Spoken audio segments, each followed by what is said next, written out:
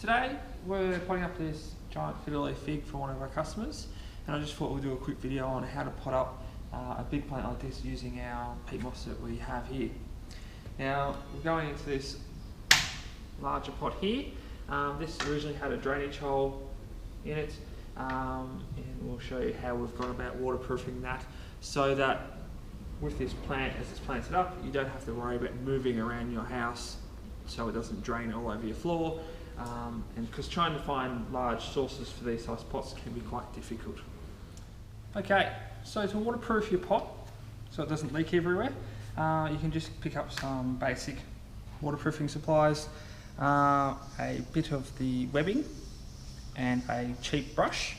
Now just be mindful that this stuff does smell quite a lot, so you should use it in a well ventilated area, and you need to do it twice to get a soft, nice, good waterproofing.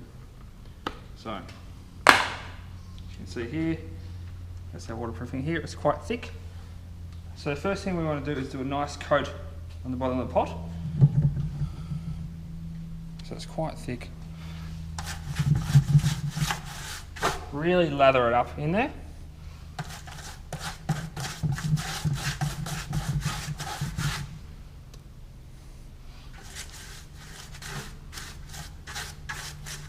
Coming up the sides.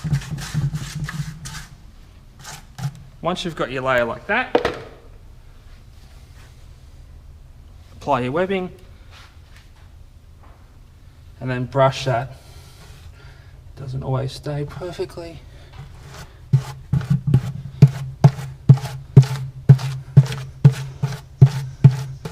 Nice and flat like that. Now I'll come over and I'll do another, once this is dry, I'll do another coat right covering all the areas, and that'll give us a nice good waterproofing seal. Remember, come up your pots nice and high, especially if it's a terracotta pot, because they will be porous.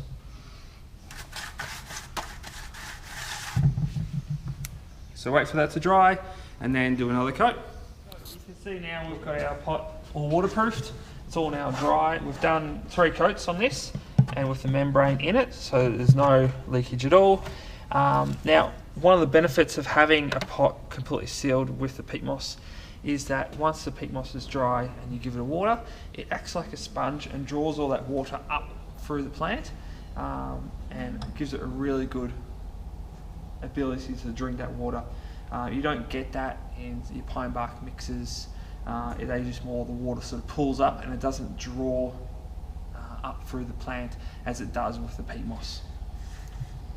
So now we're going to basically fill the bottom of the pot with a good layer of the peat.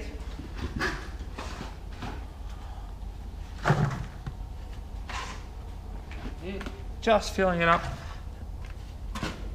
so I've got that nice good first base. It's good to sometimes press it down as well because it can be a bit spongy. So you want to basically estimate the amount that the plant's going to sit onto. So the top of the plant over here is roughly the top of the pot over here. Alright, that's looking pretty good. Now, one crucial part to add is some fertiliser. We use a 6-month slow release Osmocote, and the general rule is about 1/4 teaspoon per litre of soil in the peat. So I'm estimating here a fair bit, so that's why I'm just got a fair handful. I'm just going to sprinkle that around. This pot here is about 100 litres of soil, so you need quite a substantial amount of fertiliser to feed that. Now you should do that every 6 months to keep your plant happily growing. Now I'm going to grab our pot here. You can see there's nice healthy roots on this fiddle already. I'm just going to tease the bottom before going in. If this was a pine bark mix, I would try and knock off any loose or excess pine bark that might be on top. Now, double check your height and make sure you're happy with the height of your plant.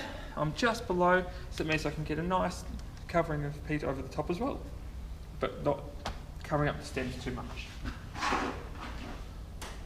Come back with your soil and fill up.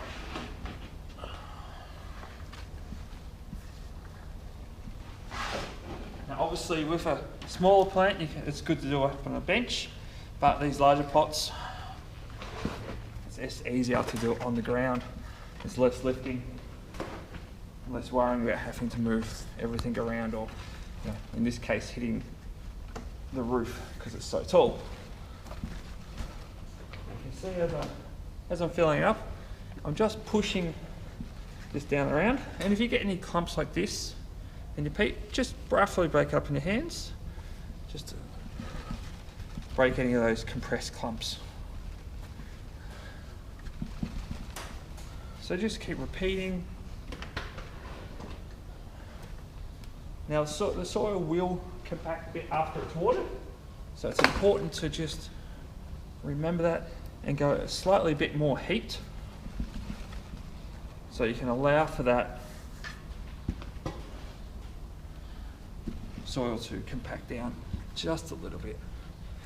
So I'm just pressing in, not too hard, but just nice and firm.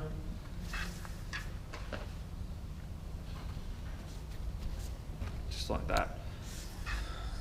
So once I'm happy with the amount, we can then water in.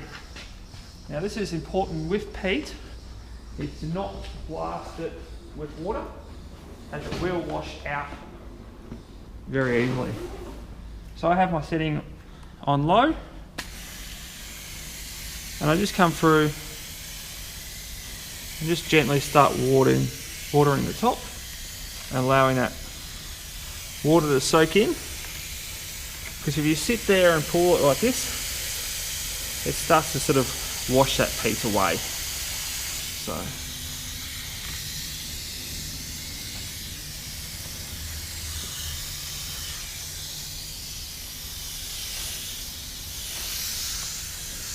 now once the plant has been in the peat for a while, you can start to increase your pressure a bit,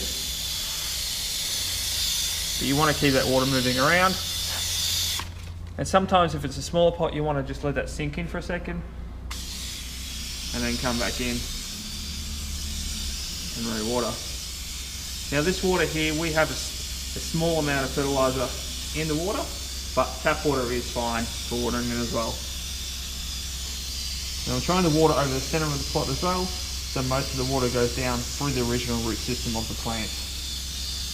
If you water just on the edges, when you've just repotted, that water is going to bypass the roots and just sit in around the soil you've just put in, instead of actually going through the root system and then into the soil that you've used.